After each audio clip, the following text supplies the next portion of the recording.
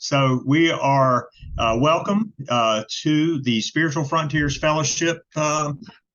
This is the September presentation of our talks. And tonight we've got Larry Burk, and he will be speaking with us tonight about Teilhard de Chardin. Is it a prophet, Larry? Jesuit priest. Jesuit priest. I didn't have that right in front of me. And Larry will give us a good outline of how his life was lived and his teachings. And but I usually like to start with a couple of things, and I know on our last meeting that I didn't do this, but just as a regular thing, I like to request that if we need people on our board, and you're our folks that we look to and that look to us. So we would love if you're interested in becoming part of the Spiritual Frontiers Fellowship board or administrative committee. Please reach out to one of us, me or Kim or anyone that's on the board. Also, just wanted to take a moment and share with you our other board members. We have Catherine, who is our writer and editor, as well as co-chairman with me. We have Kim Kasdorf. He's our media director, so he's in charge of our recordings and getting the videos looking good. And Eileen Jenna is our program coordinator, who helps bring great speakers like the one we have tonight. So I'll take a minute, just if we can. We are an all volunteer-run organization, and we are being recorded for tonight's presentation. So if you don't want to be recorded, you can turn your camera off, and of course your microphone as you like. One of the things about our presentations is that we offer a Q&A at the end of the speaker's presentation. You won't get that on our playback on YouTube, because our presentation tonight will be posted on YouTube within a couple of weeks, but the Q&A will not be. So this is a unique feature of attending tonight in person. So we're glad you're here and glad you're here to participate. And Larry, I'm going to take a minute to do a 3-breath meditation for clearing, to align your thoughts, and then so that we can move forward. So if you'll just take a moment and take a breath with me, and this is a clearing breath. So breathe in and breathe out, and let go of any stress or worries that you might have from your day, as best you can, and prepare yourself for the message that Larry's going to bring to us tonight. Take a second breath and breathe in light and love and energy. And again, release anything that's remaining that you don't need. Worries, fears, thoughts. And on our third breath, we're just going to bring our alignment and our heart energy to focus on this moment and this time with Larry. So take a breath in and release. All right. And if you'll come back to where we are now, it was a bit brisk, but it gives us a chance to relax our minds and kind of bring our minds into alignment with what the speaker is going to bring us tonight. And we got the right-minded people here. We're all metaphysically interested in what our speakers bring. So I'm going to pass it along to Larry now. Thank you for being here tonight. Take it away, Larry. Thanks, Smith, and thanks for everyone who's come. And I see a lot of familiar faces here, and I'm going to do a little quiz at the beginning. It's like just to get a sense of who's heard of Pierre Teilhard de Chardin, in terms of how many people know at least one quote from Teilhard de Chardin? One quote. Okay, well, at least one quote. Has anyone read a book by Teilhard de Chardin? Okay, there you go. All right. It gives me a little bit of sense of where people are coming from. So I'm going to, I've written 3 blogs leading up to this talk, and I gave this talk at the Hayden Institute 2 years ago at the Dream Conference. But interestingly enough, when I decided to write these blogs, I did a little shamanic journey to get information about the blog, like from Teilhard himself. So, and the response I got was, how come you're only writing one blog? He said, write 3. So I wrote a trilogy of blogs about him. I had so much material that I broke it up into 3 parts. So they're all on my website actually under Dreams on my links. So anyway, I'm going to screen share and go through some slides. No talk about Teilhard would be complete without a lot of quotes. So you're going to get to hear a lot of quotes. I'll read them and you can read along with me. It's a good way of implanting those quotes in your mind. Some of them will be familiar, I'm sure. So let me screen share and make sure this works.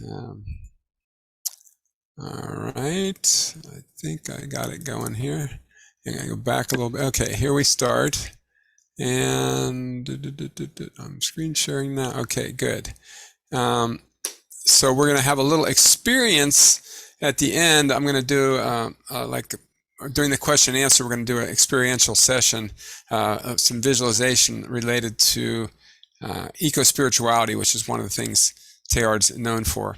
If anybody wants to get any of my blogs, they're at larryburk.com, which is also letmagichappen.com. This is one of Teilhard's quotes that I enjoy because it kind of captures the essence of what we're doing here tonight, in that Teilhard said, there's almost a central longing for communion with others who have a large vision. The immense fulfillment of the friendship between those engaged in the furthering of the evolution of consciousness has a quality impossible to describe. And the theme of evolution will come up over and over again as we go through the talk here. So, now, my first book, Let Magic Happen, actually, every chapter, the epigraph is a quote from Teilhard de Chardin. So if you're wondering where some of these came from, some of them I used out of my book. And previously, I'd written a column for the Duke campus newspaper, The Chronicle, and my byline was the noosphere. And I ended every column with a quote from Teilhard. So, this is probably his most famous quote from 1936. A lot of these things you'll see they're written in 1936, but then they're not published till 1975 because his books were all banned during his lifetime. So this is called the Someday Fire quote, which is, someday after mastering the winds, the waves, the tides, and gravity, we shall harness for God the energies of love, and then for a second time in the history of the world, man will have discovered fire. And notice there's a lot of scientific language in a lot of his quotes, because not only was he a Jesuit priest and a mystic, but he was also a famous paleontologist. So scientist, priest in combination. Now, a lot of his quotes do have fire as a metaphor in them, a spiritual fire, all kinds of different uses of the word fire. And this is another famous quote. Truth ablaze. Truth has to appear only once in one single mind for it to be impossible for anything ever to prevent it from spreading universally and setting everything ablaze.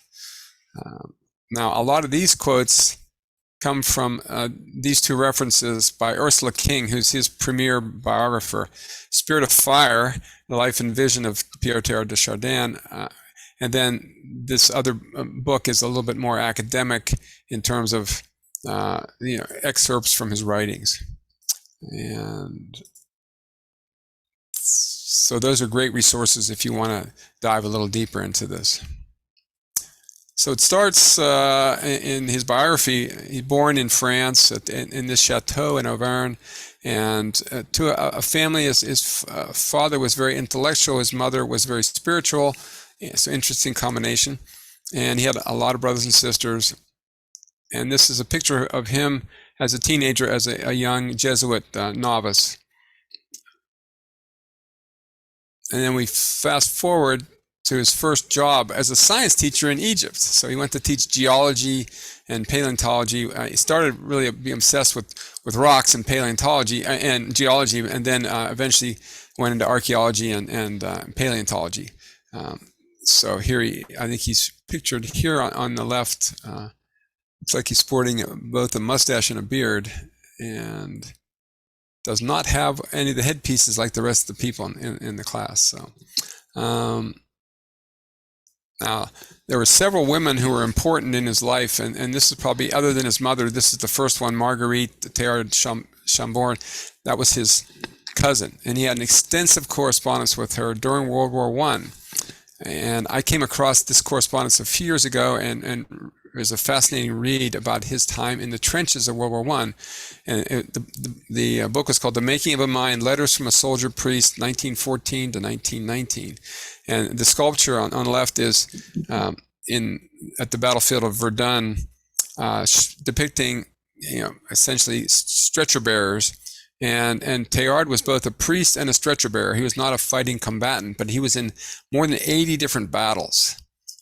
And throughout that 5-year period, and amazing, despite going out into no man's land to retrieve the wounded over and over and over again, never got a scratch on him. Wasn't sick a day from trench foot or anything. So he was clearly spiritually protected during that experience. But it also really shaped a lot of his vision of the transcendent things that he writes about later. And here's just a picture of one of the first battles he was in Ypres, Belgium. There were actually 5 battles at Ypres, and it was also the first place where mustard gas was introduced as well. But the trenches are pretty much one of the most terrifying places on earth, as you can imagine. And here's his comment about his experience after a year in the trenches. Fundamentally, I'm glad to have been at Ypres. I hope I shall have emerged more of a man and more of a priest. And more than ever, I believe that life is beautiful in the grimmest of circumstances, when you can see God ever present in them. So he was having mystical experiences in the trenches as early as 1915. Now, interesting enough, the troop he was assigned to had a lot of Northern African Muslim soldiers, and they referred to him as the Sidi Marabut, protected by Baraka, which apparently means, in their language, a saint protected by the grace of God, which may explain why he was never injured. Now, this is an interesting reflection from 1917. Nostalgia from the front. I would rather like to be able to analyze and account for briefly this feeling of a plenitude of being and of something more than human that I've often experienced at the front and that I fear I'll miss after the war. So it was almost surreal when he would go into the trenches. He would be out in the French countryside, staying at some parish church or something, and then he'd go back into the trenches, and he would just be mystified by the surreal experience.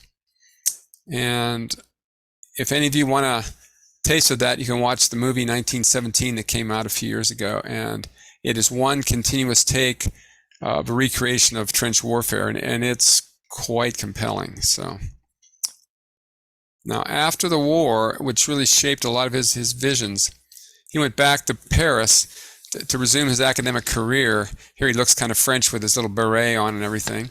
But only it took him a few years to start getting into trouble with the Catholic Church. And as a scientist, he was struggling with this whole concept of Catholic concepts of original sin versus what he understands about evolution and biology.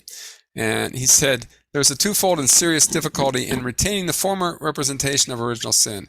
It may be expressed as follows. The more we bring the past to life again by the means of science, the less we can accommodate either Adam or the earthly paradise. 1922, he was already in trouble with the Catholic hierarchy. So shortly thereafter, he was banished from the Institut Catholique where he was teaching and sent into exile. And this summarizes his dilemma. I would be disloyal to my faith and our Lord's animation of everything that happens. Which is the most sacred of my two vocations? The one that I followed as a youngster of 18 years, or the one that revealed itself as a true spouse in the fullness of my manhood? So he was really starting to see the hand of God in the mechanisms of evolution, and that didn't sit well. So he wound up being banished to China. Now, later on, he did reflect on the conflicts between Catholicism and science, and also the merging of the two. The great cosmic attributes of Christ, those which particularly in St. John and St. Paul accord him a universal and final primacy over creation. These attributes only assume their full dimension in the setting of an evolution that is both spiritual and convergent. And now he's really going to talk about his relationship, personal relationship to Christ. And he sort of felt like his mission was to Christify matter. As a material scientist, he was looking for the God in all matter. And that sums up my whole venture of my innermost being. Christ, his heart, a fire with the power to penetrate all things, and which was now gradually spreading unchecked. Again, the fire metaphor keeps coming back, and it gets even more intense here. This is apparently a picture that he carried with him at all times of the Sacred Heart of Christ. And on the back of it was this poem, Sacred Heart of Jesus, the world's zest, the essence of all energy, the cosmic curve, the heart of God, the issue of cosmogenesis, the tide of cosmic convergence, God of evolution, the universal Jesus, focus of ultimate and universal energy, center of the cosmic sphere of cosmogenesis, heart of Jesus, heart of evolution, unite me to yourself. So you can tell in this poem, he's attempting to unite his concept of science and of Christ. So it's something he was able to accomplish, whereas the church hierarchy was not able to do that at that point. Now, he did actually have mystical experiences, and this is one of them where he's staring at a picture of Christ, and he's thinking, suppose Christ would deign to appear here before me. My gaze had come to rest without conscious intention on a picture of Christ offering his heart to human beings. As I allowed my gaze to wander over the figure's outlines, I suddenly became aware that these were melting away. They were dissolving, but in a special manner hard to describe in words. So here he's clearly going into an altered state of consciousness while staring at this picture of Christ. He said the metamorphosis spread rapidly. There passed from time to time what seemed like trails of phosphorescence, indicating a continuous gushing forth to the outermost spheres of the realm of matter and delineating a sort of bloodstream or nervous system running through the totality of life. The entire universe was vibrant. He said, I stood dumbfounded. This final expression on Christ's face was indecipherable. I simply could not tell whether it denoted an indescribable agony or a superabundance of triumphant joy. I only know that since that moment, I thought I caught a glimpse of it again in the glance of a dying soldier. And here's just an artist's depiction of a dying soldier, World War I, at the foot of the cross. Clearly something that Teilhard had tapped into from a mystic point of view. Now we're going to go to Mongolia, and you can see on the map there's 10-year period where he's there doing research, more than 10 years, from 1923 to 1935, so a dozen years. And this map marks all his trips throughout China, way back before China was really that well known to Westerners. So he took probably one trip a year, sometimes way out in Mongolia, sometimes way out to the western border. And here's a picture of him on a mule with his team going out into the hills of Mongolia. So now, one of the key figures was a major influence for him was he met Lucille Swan, who was a sculptor as part of his paleontology team, and they had a passionate but chaste love affair. And here she is making the bust of Nellie, which was originally called Peking Man because they thought it was a man. That was Teilhard's major discovery in China. I was finding this missing link, and she made a sculpture based on the skull structure. Now, she also made this bust of Teilhard as well, and she was definitely in love with him as depicted in this next quote. Lucille said, I want you so terribly, Pierre. In our particular case, we can find some kind of happiness in thinking that what we have to suffer or miss expresses and pays for the work of discovering something which is grand and new, the new discovery of the fire.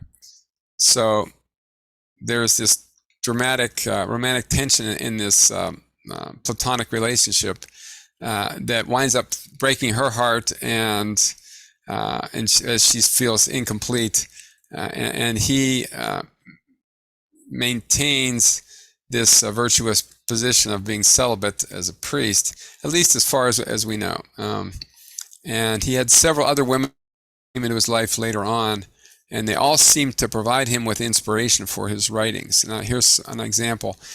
This is one essay on the evolution of chastity. However fundamental women's maternity may be, it is almost nothing in comparison with their spiritual fertility. Woman brings fullness of being, sensibility, and self-revelation to the man who has loved her. The Heart of Matter is another one of his books. He says, every day supplies more irrefutable evidence that no man at all can dispense with the feminine any more than he can dispense with light or water or vitamins. And his mother was a devotee of the Blessed Virgin Mary, and she taught Teilhard to pray the rosary. And I did write a blog a few years ago, a Presbyterian prays the rosary. I started praying the rosary in a men's rosary group a few years ago, and I was fascinated to discover that the circle of 50 beads, and then with the cross hanging off it, if you look carefully, you'll notice that's the symbol of astrological of Venus and the divine feminine. So clearly the Catholic women have been secretly worshiping the goddess in the patriarchal church for hundreds of years. So fascinating tradition. So Teilhard was also mentioned this in his Eternal Feminine in 1918. You know what is my dearest wish, that God through Our Lady may grant us to share in her purity and to have so ardent a passion for her that we may really be able to serve in our own small way to regenerate the world. This is sort of, even in his early days, in 1918, he's starting to come up with language that echoes the future eco-spirituality movement, the regenerating the world. And he clearly inspired the eco-spirituality movement and the origins. In this quote, in this first basic vision, we begin to see how the kingdom of God and cosmic love may be reconciled. The bosom of Mother Earth is in some way the bosom of God. And he inspired these leaders, Thomas Berry and Matthew Fox, two of the luminaries in the eco-spirituality movement. Both of whom I was fortunate to meet when I was at Duke. And of course, the main thing he's known for is this concept of the noosphere. And you have the geosphere is the planet we live on. The biosphere are the inhabitants of the earth, and then the noosphere is the consciousness, particularly human consciousness, that is built upon the other layers. And many people felt that the internet was foreshadowed by his concept of the noosphere. The hope of the planetization of life is very much more than a mere matter of biological speculation. It is this idea which can and must bring us the spiritual fire, without which all material fires, so laboriously lighted, will presently die down on the surface of the thinking earth. The fire inspiring us with the joy of action and the zest for life. And I'm just going to stop the share for just a second, and we'll come back in a minute. And I'm just curious, particularly the women in the audience, well, what is your reaction to Teilhard's experience of womanhood? Anybody can put up their hand and unmute yourself and just share a comment. Were people aware of that? Any reflections on his chaste relationship with women? And he's basically channeling feminine energy into his writings, and doing it in a very effective way, but leaving a trail of broken-hearted women along the way. So I thought there was some irony in that. Diane, did you have a comment? There is irony in it, and yet at the same time, I'm intrigued by the fact that all these women knew who he was. They knew his faith. They knew his, and so it was sort of like maybe they didn't mean to fall as in love with him as they did. That could be one thing. I mean, because it's sort of like, not that he was like the Christ, but it's sort of like, the story of Mary Magdalene is like, when you think about it, what woman would not fall in love with Christ?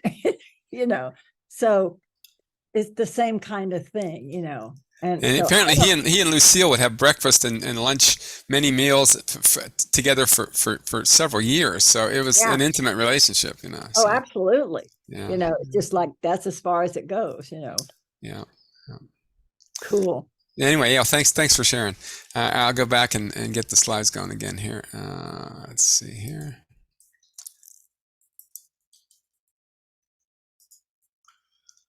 All right, now the zest for life is an interesting segue into the next woman who got inspired by Teilhard was decades later.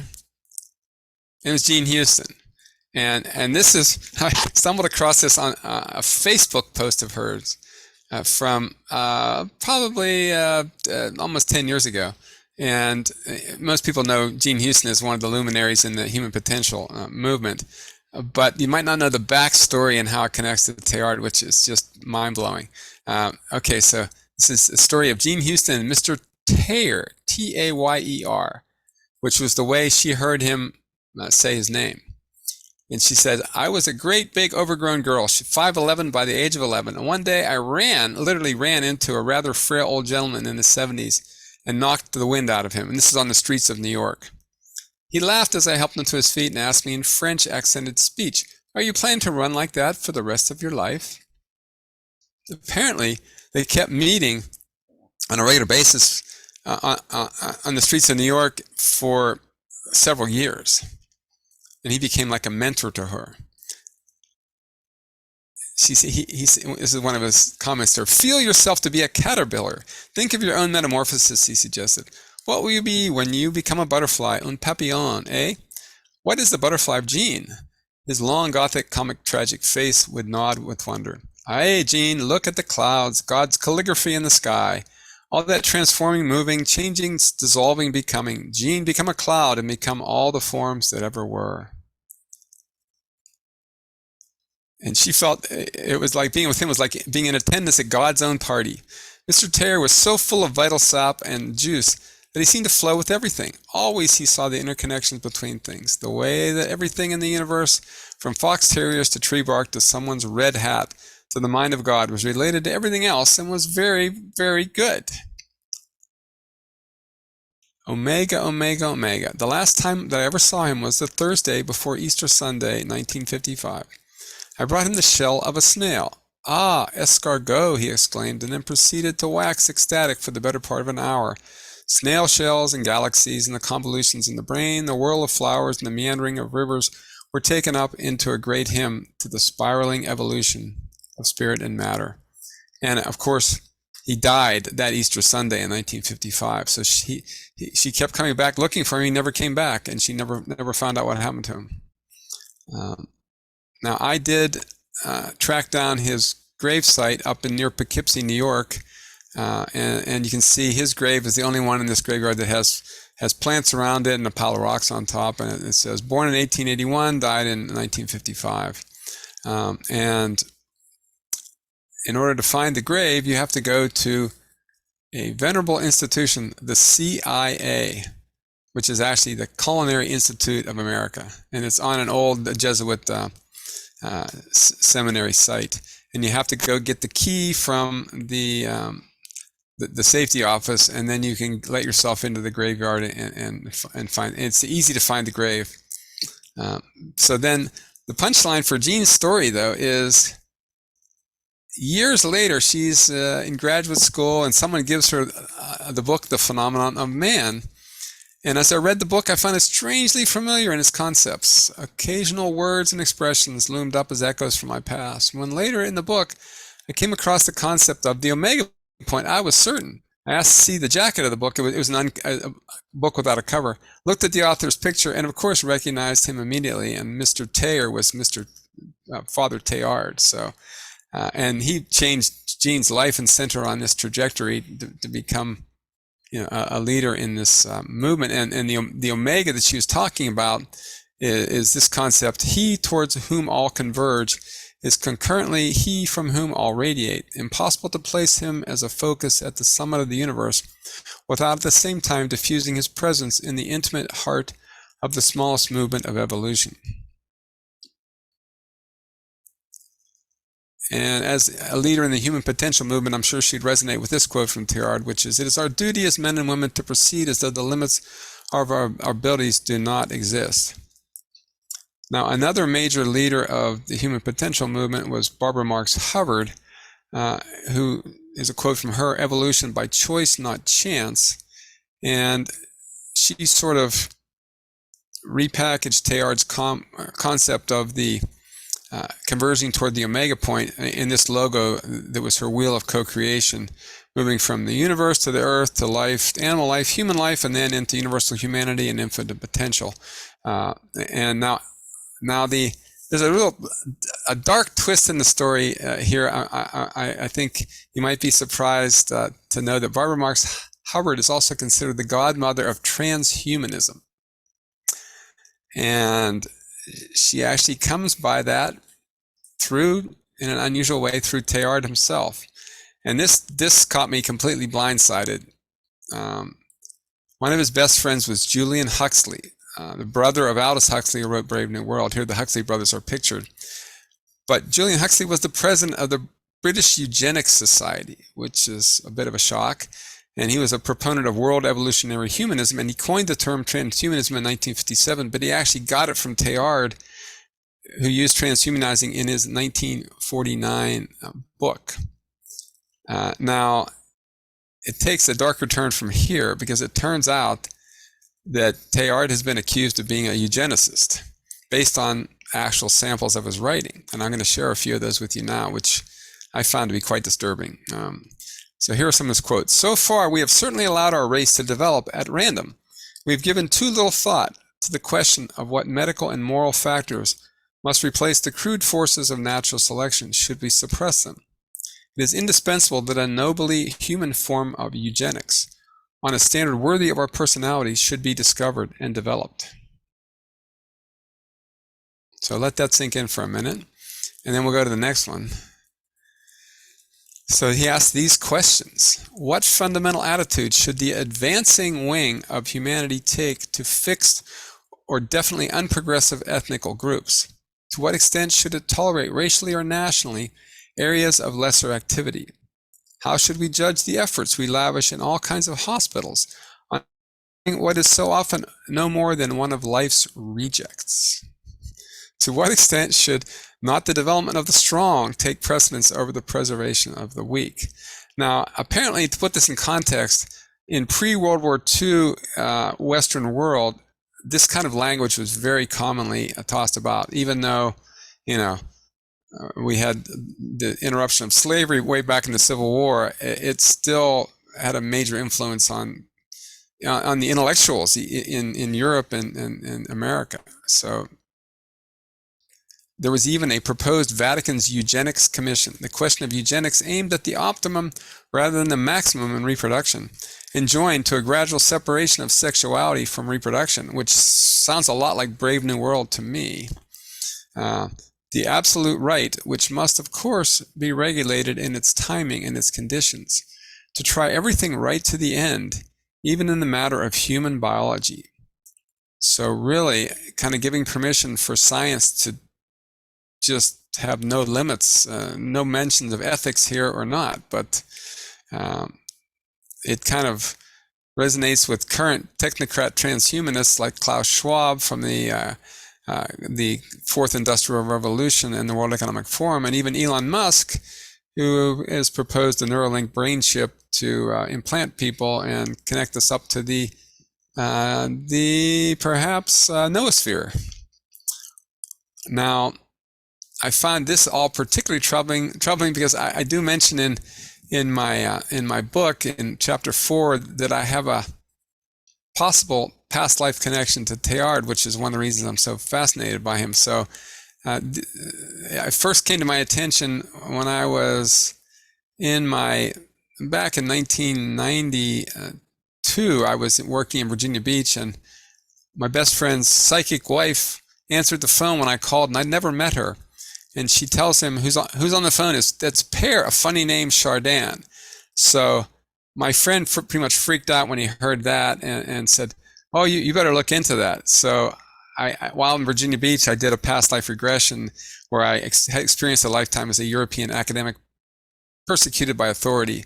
And of course, in the last since 2016, I've had 2 TEDx talks banned and censored. I've had been banned from Twitter for 9 months until Elon Musk brought me back.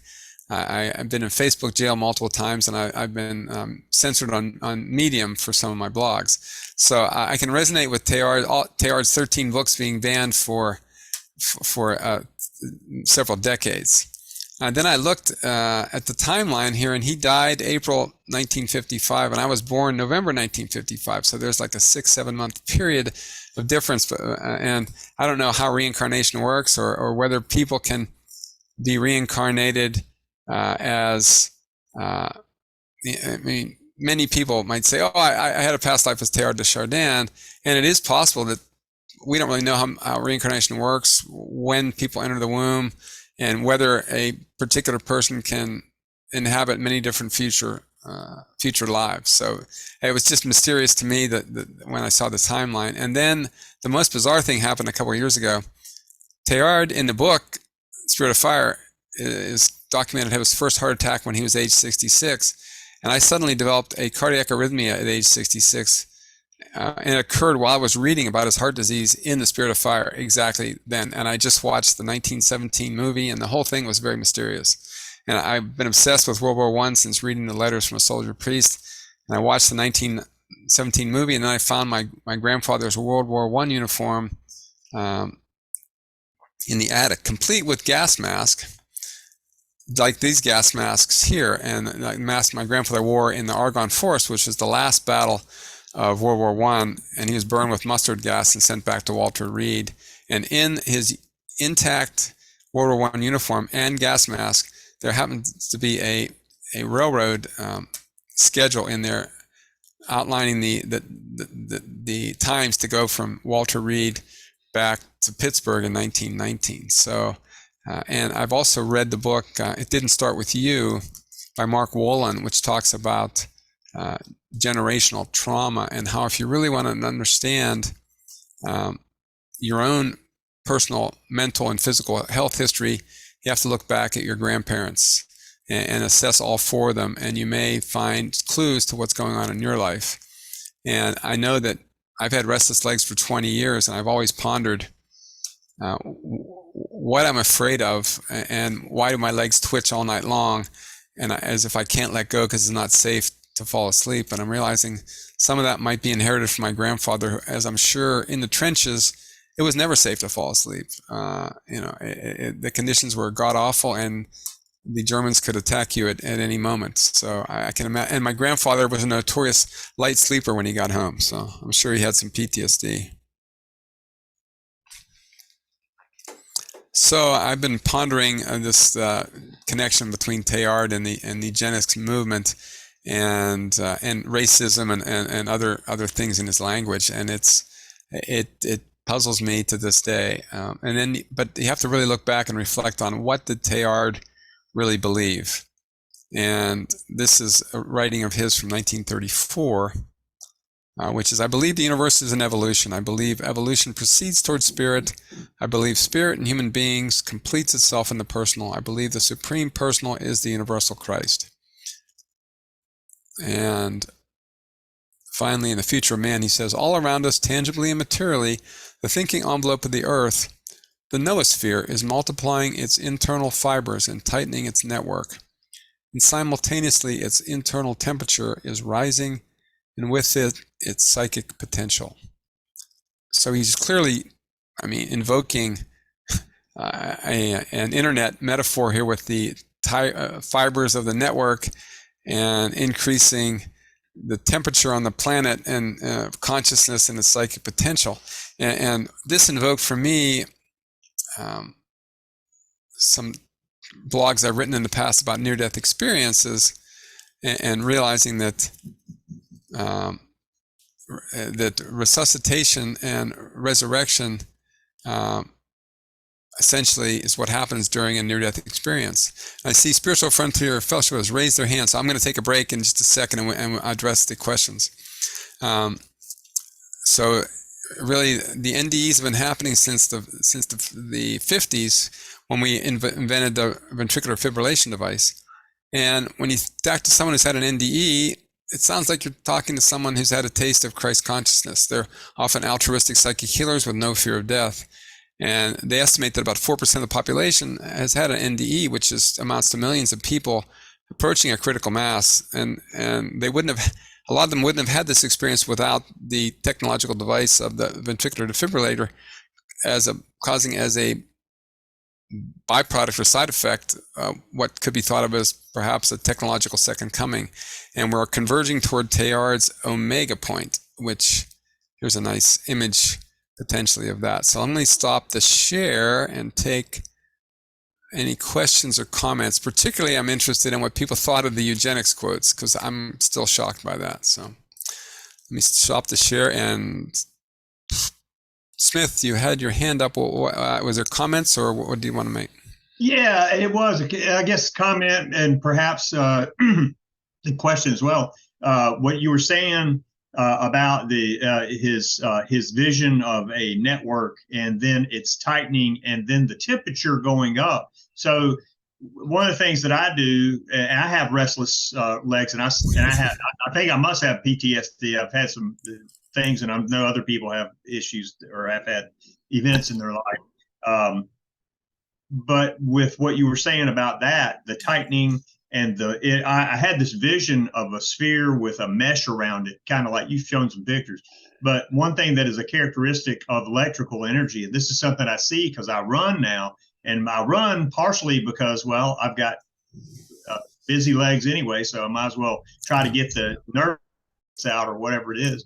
That didn't really do it, but it did have a good health benefit. And I see a lot in nature, and I see like water, and then I try to translate that oftentimes into, well, what happens in a transistor where it allows current or a frequency to flow that is gauged by a leg or whatever. What you were just talking about sounded like voltage drop in an electrical circuit when you have a tightening sphere. We got more people on the planet. We got more minds thinking.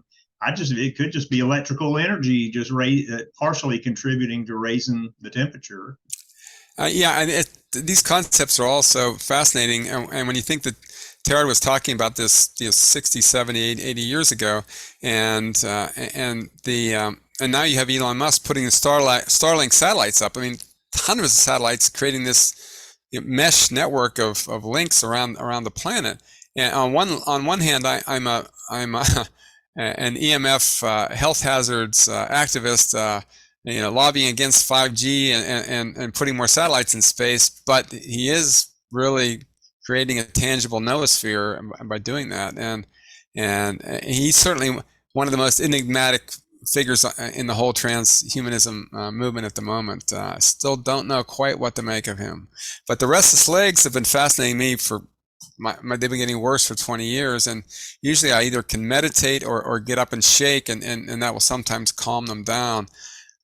But I've given talks at SFF before about symptoms as metaphors. So I've been looking at that metaphor. What is going on? What my foot will be, as soon as I start to relax, my foot will jerk up like this, and always the same muscle. And every 20, 30 seconds. And so just as you're falling asleep, boom, and it can go on for half an hour or longer. And often I'll triumphantly meditate my leg to sleep, and then my other leg will go, and I'll go, oh no. And it's just maddening as hell. And so I've looked at the metaphor for what am I running away from? My restless legs started after 9/11, and that's when really the trance of fear descended upon the whole country, and it's only been escalating for the last 20 years. So I've looked at that. But then I also look back. One of the things that's very interesting is looking not only at your generational trauma history, but also your childhood trauma history in terms of the famous ACE score from the CDC, the Adverse Childhood Experiences. You can take a survey of 10 questions about neglect and abuse in your childhood, and they don't even count medical procedures that are done on you. But it turns out that the higher your ACE score is, the more likely you are to get a chronic illness of some sort later in life. And so I didn't find out till I was a teenager, and I was actually doing catheterizations in the hospital as an orderly after my freshman year of college. And I catheterized a young boy, and my mother goes, "Well, you had that done when you were 1." It's like a pre-verbal, memory that I have no memory of, but I've had an anxious bladder ever since. And I'm wondering if the restless legs stem from the fact that, and I've done these procedures on young children where you put a catheter into the bladder and you squirt iodine dye in and take x-ray pictures. As a radiologist, that was one of the things I learned to do. But you also put the kid in what's called mummification or a pigastat. You wrap their legs really tightly so they can't move and make the pictures blurry. And then you're putting a catheter in. So I'm thinking my legs, ever since I was 1, have been going, it's not safe, let me out of here, and that is something I've been living with for years. And I would think, whoa, once I've got that metaphor, that insight, they would go away. But I wish. I'm still on that quest for healing.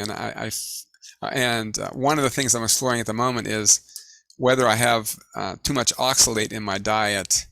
And that can cause restless legs. It can cause bladder problems. It can cause all sorts of things. And it comes from eating too much toxic superfoods. And actually, this is a little time for me to mention that the Heart Center Festival on the 16th, on the Saturday, one of the keynote speakers is going to be Sally Norton, who wrote Toxic Superfoods and oxalate overload. And I've been looking into that. I've been on a low oxalate diet for 3 months, and my restless legs are a little bit better. But she says sometimes when you go on a low oxalate diet, it makes things worse for a while. So I'm like, okay, I'm being very patient. I've gotten rid of all my spinach and my raspberries and my dark chocolate, and substituted blueberries and collards and I can even drink coffee again instead. Tea is on the list of high oxalate things. So, and oxalates are little crystals that are basically the plant's self-defense mechanism, and they get into your bloodstream and they can cause a lot of irritation and inflammation. So that's something I'm exploring at the moment. And the SFF is going to offer a link to the Heart Center Festival, and that'll be on their website. So, and the other 3 speakers while I'm at it are going to be John Kruth from the Rhine Center presenting with Ed Edwards about biophoton healing. The whole theme is healing, because the heart stands for Healing Arts and Resource Training Center. It's out in Mebane that Bob Brame is sponsoring that big project. And so John Kruth and Ed Edwards are going to be there then. We just added a new speaker subbing. We had a near-death experience speaker who was a healer, and she had to drop out due to family conflicts. And we just added Steve Nowak in, who happened to be coming to speak at the IANS conference for Mary Scott Sue and Yvonne Sneeden. And he's graciously offered to step in and pinch hit for Joan Fowler. And then the final speaker is going to be Chris Bledsoe from UFO of God, who has presented at SFF at least once or twice before, and his son Ryan has presented here as well. So that'll all be happening outdoors at an outdoor venue on Saturday, the 16th in Mebane. So pray for good weather. All right. So anyway, that was my restless leg segue. So I'm curious what people think of the eugenics quotes from Teilhard. Were you surprised? I was. Are you leaning towards it sounding a little Hitlerish? Racist, at least. Yeah. And certainly eugenics was a hot topic back in those days. And I didn't even know Julian Huxley was the president of the Eugenics Society. And obviously his brother Aldous was an early consciousness researcher and into psychedelics and all kinds of other things. But Brave New World certainly left an impact on many of us in high school. I know that. Larry, yes, Diane. I'm not as surprised at his comments from the viewpoint of during the time when he was, and that today we find, oh my God, I can't believe a man of that spiritual blah, blah, blah would have those feelings and beliefs. Well, yeah, most everybody did. Yeah.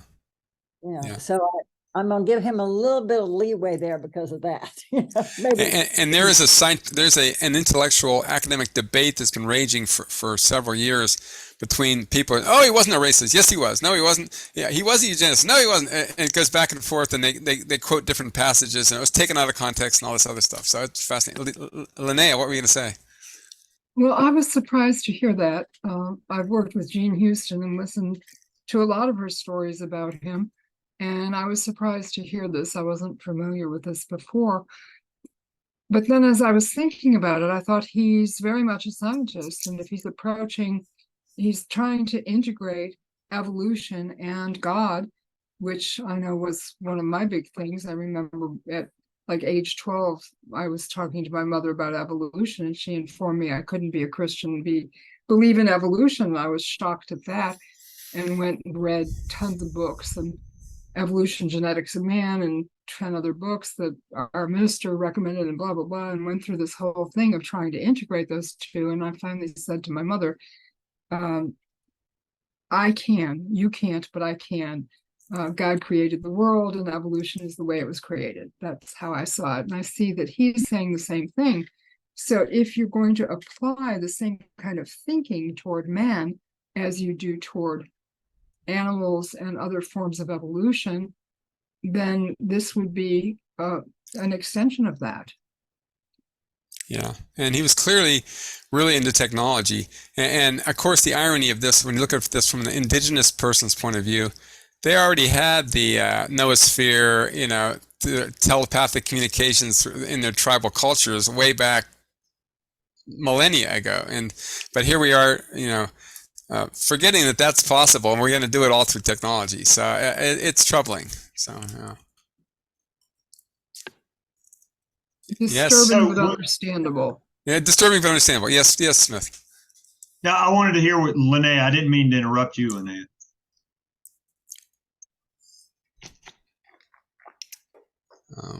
Maybe she was done. Yeah. Okay. And so what I was going to say, and it was based on what you just said, the words that you said. What was it you just said? Just about the consciousness in terms of telepathy among indigenous people, but we're ignoring all that. And of course, the Rhine Center is studying that, and the Institute of Noetic Science is studying that, and Dean Radin is studying that. But we're just we're going to put chips in people's head and connect them to the internet. And it's like, Well, I'm a big. I share the belief of the ways of old, that maybe they had that ability to communicate telepathically, and as far as where we are now, is it because we've lost abilities? Is it because we've evolved to not have that capability? Well, that is one of the risks of transhumanism, in that if you start to become technologically dependent, like how many of us remember people's phone numbers anymore? I mean, it's in your phone. You don't have to remember it, So it's like that's a lost art. And now with chat, oh God, it was this freaked me out this afternoon. This morning I was having this conversation about dream interpretation, and this woman tells me, I just had some amazing experiences programming Chat GPT to listen to my dreams and respond as a Jungian analyst. And Chuck and I run the dream group at the Rhine Center. I thought, and she said, it's mind-blowing, the stuff I've been getting. And I go, well, yeah, you might benefit from having an in-person, dream circle group to reflect, back to you about your dreams. So I was like, oh man, Chat GPT and dream interpretation, that's a slippery slope I don't think I want to go down. So, and my daughter is a Chuck, go ahead. Yeah. I agree. It's especially at this point, because at most I think this chat is it GBT or whatever it is? GPT. Yeah. Okay. It's like I would consider it a beta. It's released, but it's basically in a beta stage. I mean, who knows what little bugs are in there, or what little, because they found a number of weird things that it comes up with. Oh, yeah. And so I would not want to submit my subconscious, valuable subconscious information to something like that right now. But you never know what the. I was thinking earlier that the noosphere could theoretically be enhanced by ChatGPT, whatever it is, because it'd make it more like a real live intelligence. But it's easy to forget that it's not. It's garbage in, garbage out, and it's still created by us, imperfect beings. And so it's, I don't know. Yeah, it's going to be interesting to see what happens. Now, my daughter is an admissions officer at Duke, and she reads all the college essays that kids write in.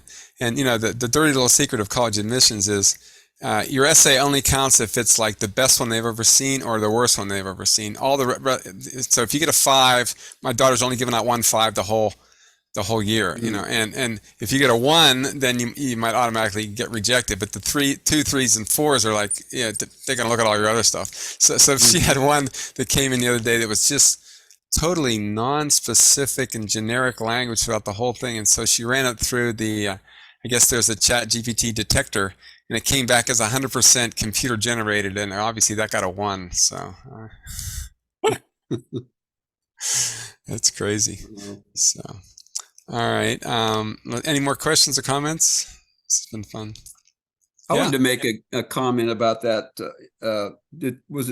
Am I barging in? Did someone else raise their hand? Go ahead. You go ahead. Okay.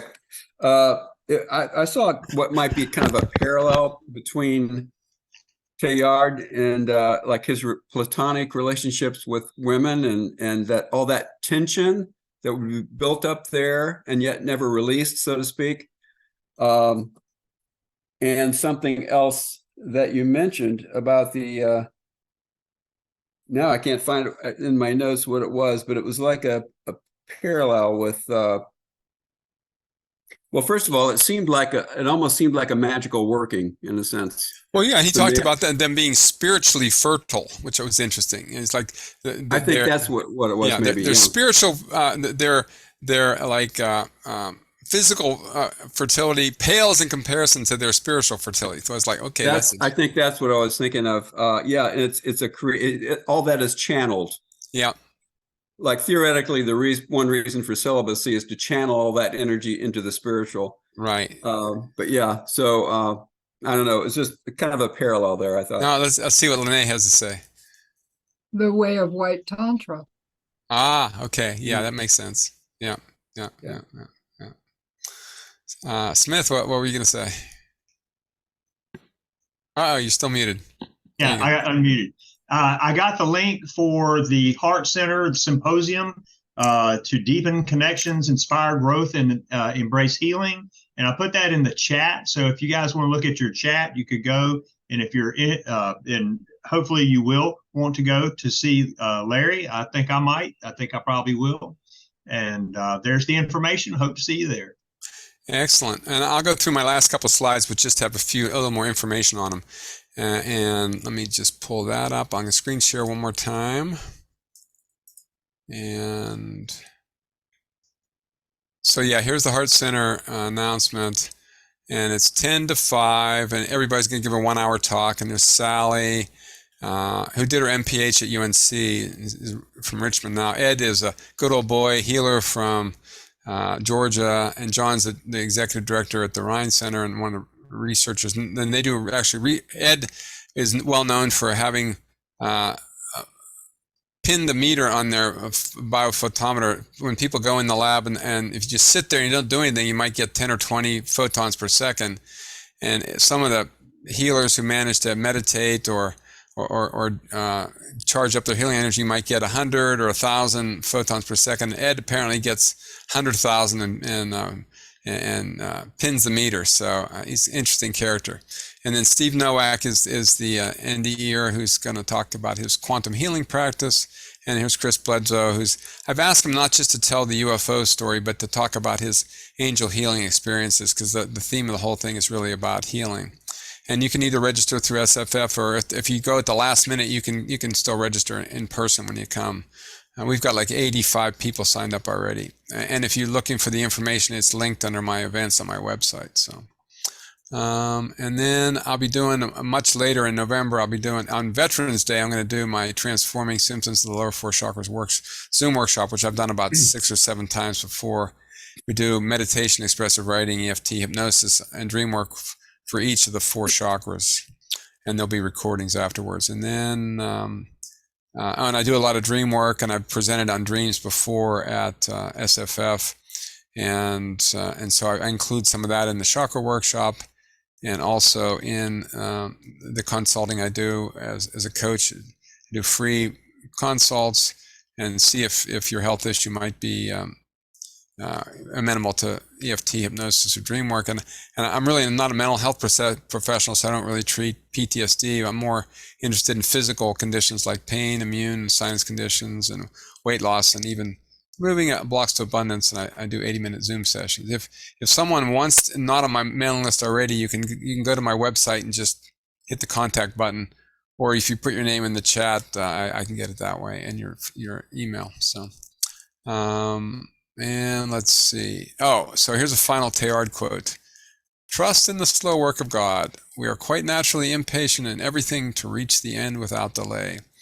We should like to skip the intermediate stages. We are impatient of being on the way to something unknown, something new. Only God could say what this new spirit gradually forming in you will be. Give our Lord the benefit of believing that his hand is leading you, and accept the anxiety of feeling yourself in suspense and incomplete. And then we'll take a bio break now, and then I'm going to do an experiential exercise called based on the House of Intuition and Imagery from my teacher Marcia Emery, and we'll focus on environmental problems and coming up with potential solutions. I've actually done this exercise at the Nicholas School of the Environment about 20 years ago. So let me stop the share. Okay, so thank you, Larry. I want to thank Larry. Everybody, please give Larry a hand for his presentation. And there's more, so we're not done yet. It's just we're going to take about an 8-minute break, and then we're going to come back and we'll get into the rest of the workshop and then some more Q&A. Is that right, Larry? Sounds good. Yep. Okay, thank you. All right. Anybody else got any thoughts or comments or questions? How did this technique or this exercise, did he use it regularly, or was it just something in his presentation? Well, Marcia Emery is a Fortune 500 intuitive consultant. So she's worked with lots of big businesses and does intuitive exercises and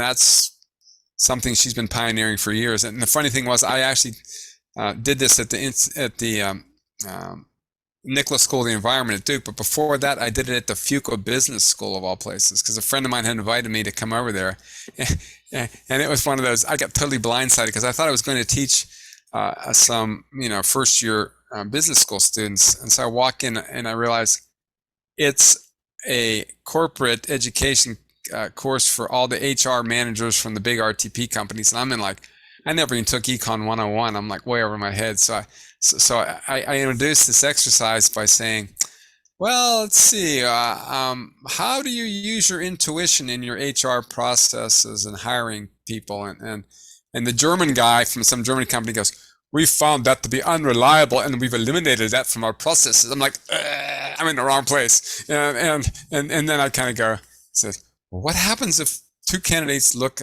identical on paper? How do you choose the intangibles? And he goes, and then that opened up the whole conversation, and we had a nice exercise. But it was one of those moments of oh, I think I need to use my intuition to get out of this situation. So it worked out pretty well. So it was fun. Yeah, so I'd encourage you all to use this and just practice it, and again, make up a different container every time you do it, just to make it sort of new, and it'd be fun to see what happens. And also keep track of what you got tonight and see if it reveals itself in the next day or two. I had students come back and say, I had no idea what that was until 2 days later when I got it, So Yeah. So we need some outside the box solutions for our environmental problems and other societal problems that we have. So be creative problem solvers. Yeah. And make Teilhard proud. Yes. And who knows what the noosphere really is? I guess we'll find out someday. And the converging to the omega point is the goal of evolution. So, yeah.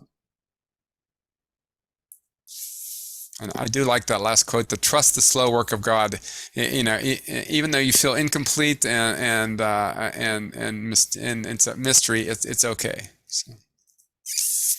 All right. Thank you. All right. Well, thank you, I think everyone. we might be done unless there's anything else. That was fun. Okay, I enjoyed it. Thank you, Larry. Everybody, let's give Larry a big hand. Thank you for being here tonight. Yeah, and I hope to see some of you in Mebane. All right. Yes, definitely. Thanks. Yes, go to our website, and the link to the event is on our website. Okay, awesome. Excellent. Thank you. And Jim Thurman has his hand up. Is that just waving at us there? All right. Waving back at you, Jim. Waving goodbye. Okay. Oh, See All right, you. Jim. Bye. Take it easy. Bye-bye. Night, everybody. Night. Thank you so Night. much, Larry. Yeah, you're welcome. It was fun.